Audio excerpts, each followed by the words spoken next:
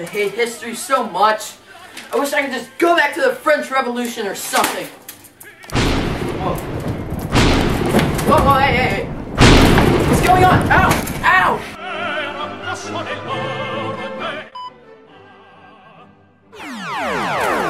Whoa. Wait, why do I have an umbrella?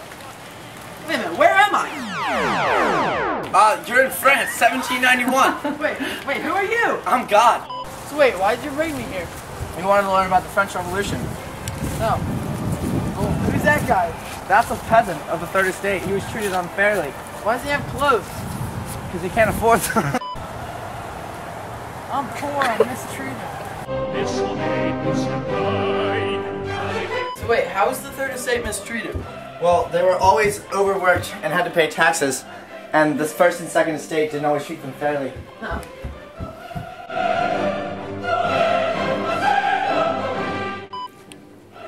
So wait, who's that? That's a noble from the Second Estate.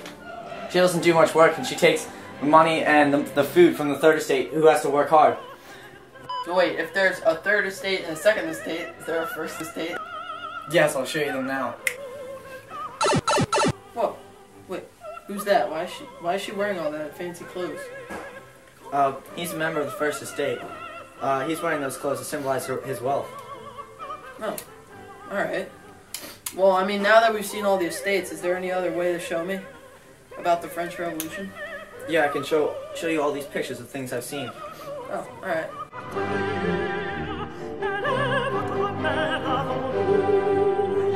One of the first main events in the radical phase of the French Revolution was the abolishment of the monarchy and the start of a republic. The legislature voted to get rid of the monarchy and established the First Republic 1 year after a new constitution was approved by Louis XVI. This formation would later result in disputes between people in many different countries. Because of this, many problems will soon emerge. The creation of the First Republic caused leaders of other countries to fear that the people of their country might try to start a revolution along with France. One of the results of this fear was the Brunswick Manifesto. The Brunswick Manifesto was a proclamation issued by the Duke of Brunswick and Charles William Ferdinand. The Brunswick Manifesto stated that if the royal family were to be harmed, then the French civilians would be harmed as well. This was meant to intimidate Paris and help spur the French Revolution. It also led to war between revolutionary France and counter-revolutionary monarchies. It didn't fulfill its purpose. Instead of intimidating Paris, it angered them, and it also spurred revolutionaries to take further action and organize an uprising. By 1792, European monarchs no longer trusted France. They were worried that the revolutions would begin to start spreading to their countries. These countries were also too suspecting of each other to write against France. The public opinion of France was for war. Reactionaries and the monarchy wanted war because they felt that France's new government would easily be conquered and this would lead France back to the old regime. Contradicting their ideas of war, the revolutionaries wanted war because they thought that it would unify the country. On the 20th of April 1792, the people of France get what they wanted. The Legislative Assembly, which was France's governing body at the time, declared war on Austria. On August the 10th, 1792, the Parisian men and women were so angry that they attacked the king's palace, killing several hundred Swiss guards. This caused Louis and Marie Antoinette to flee. They fled to and stayed with the Legislative Assembly. There they were placed under house arrest. Since Louis was under house arrest, he could not perform political functions, and without political functions, there is no monarchy. The National Convention went into office on September 20th in 1792, and stayed until November 2nd, 1975. Its two most prominent leaders were Maximilien, Robespierre, and Jean-Paul.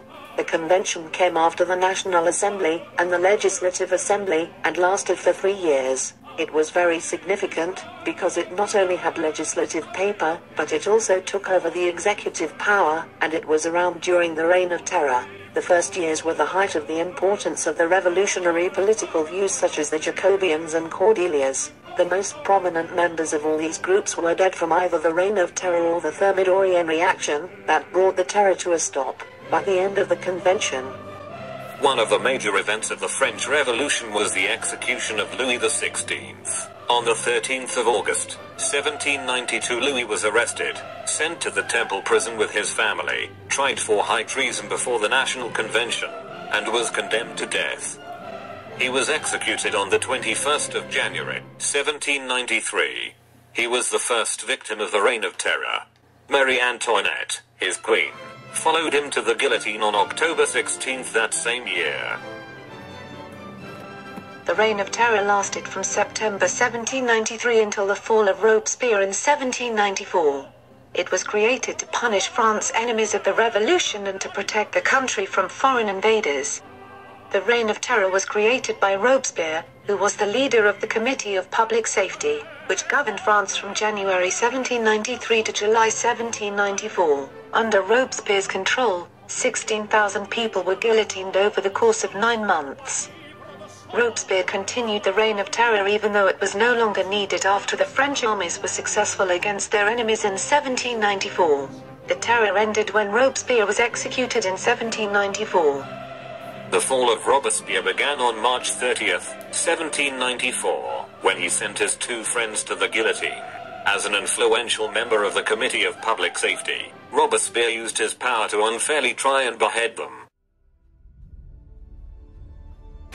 Whoa. Jeez. Well, I guess I better get back to this report.